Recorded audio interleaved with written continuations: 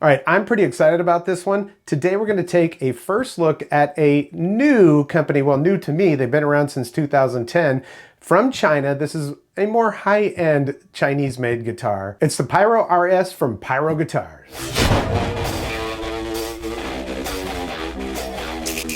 Welcome back, I'm Tony, and I had never really heard about Pyro Guitars until about 6 months ago.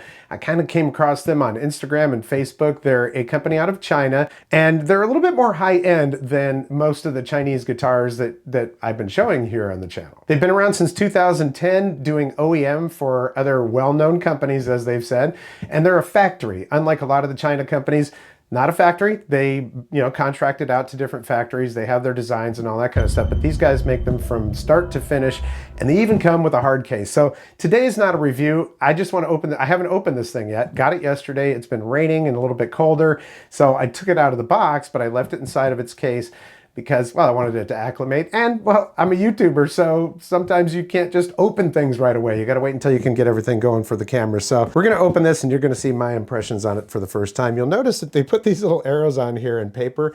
I guess that's for people that have never used these types of latches, but all right. I left those on there just so you could see that. And then we're going to open it up, and I haven't even opened this thing yet, so I have no idea. Ooh, very nice. All right. I mean, it's not the most sturdy hard case ever. Again, this is not the review. We'll do that when we actually get to that. But it's, it's nice. You can see the lid kind of wobbles type of thing. All right, well, let's do this. We're going to open that up. And inside of here, what we got here? I'll bring this up to the camera here in just a second so you can see it. Or maybe we can do it here. All right, so you got a bag here. You've got your tremolo arm. These are strap locks. Okay, that's nice. There's a little wooden pick that's in here. Just pull that out of there. Little wooden pick, and I think that little hole in there so you could use it as a necklace or something. Yeah, those are some stout strap locks there. And I'm guessing that since there's an extra spring in here that it's probably only got 3 springs on it, and they give you the extra one so you can go 4 if you want to. Put that back in there. Yeah, I've yet to see a Chinese guitar come with a case, at least the ones that I've gotten. Man, that's nicely shaped. Everything looks just right for the guitar. Very good. Oh, we've got keys in here for the case. Might need those. Let's put those over here.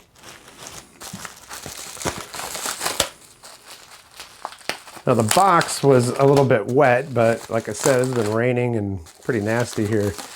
Yeah, the Outer Banks, right now we're having what is pretty much a hurricane. Okay, a lot of wrapping on this guitar. It's nice that it was inside of a hard case as well, though. Oh my goodness. Whoa. That's nice. Look, I'm going to get up close to the camera here in just a second so we can show you this thing up close, but dang. Dude, that is beautiful. That is a really nice headstock. Oh man. Oh man. Wow.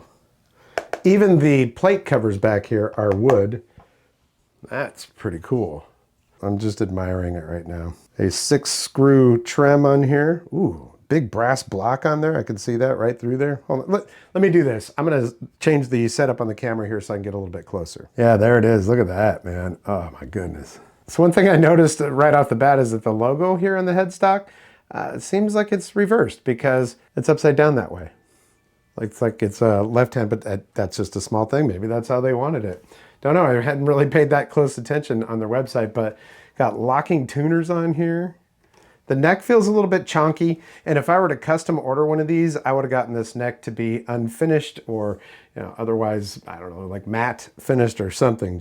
I just don't love the sticky lacquer, but I mean, man, that is a lot of attention to detail there, and this thing is looking good, man. It's got a bit of weight to it. The pickups on here, well, you know what? I'll tell you what, we're gonna go through all of the specs and everything later on. I really wanted to get this thing out of the box and thought I would share with you my first impressions, and they're good. I mean, it's a beautiful looking guitar. And on this design, you can tell this isn't just some veneer here on the top. That's a real top on there because you can see the cut right there. You couldn't really hide that, but yeah, you can see the differences in the wood right there. Yeah, man. Smooth. Knobs are real smooth. The volume knob seems to have a little bit more resistance than the tone knob. What I haven't checked yet, is it in tune? Definitely not. what the heck? The suspense was killing me. I went ahead and plugged it into a Spark Mini. Got that sitting right over here, just to kind of get an initial idea of what it sounds like. I'm probably gonna have to stretch these strings out and everything else. I haven't done that yet. But I'm noticing little things like even the side dots here are kind of a mother of pearl type thing.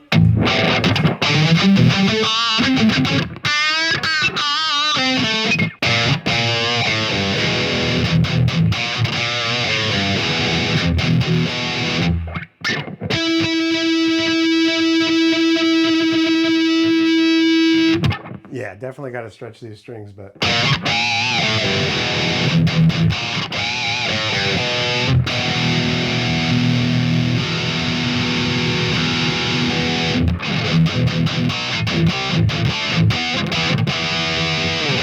yeah, let's go ahead and turn the tone on. That sounds like.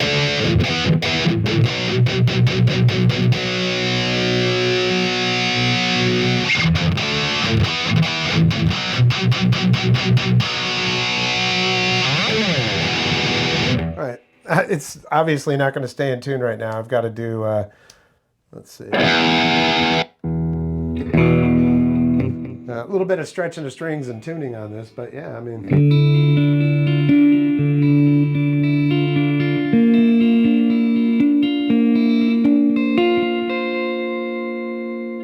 All right, look, I'm gonna get this thing tuned up. I'm gonna do a little bit of setup on it, and I'm like super, super happy. I'm thrilled with it, man. I mean, that's a beautiful looking guitar. All these little details and stuff I will go over when we do the full review.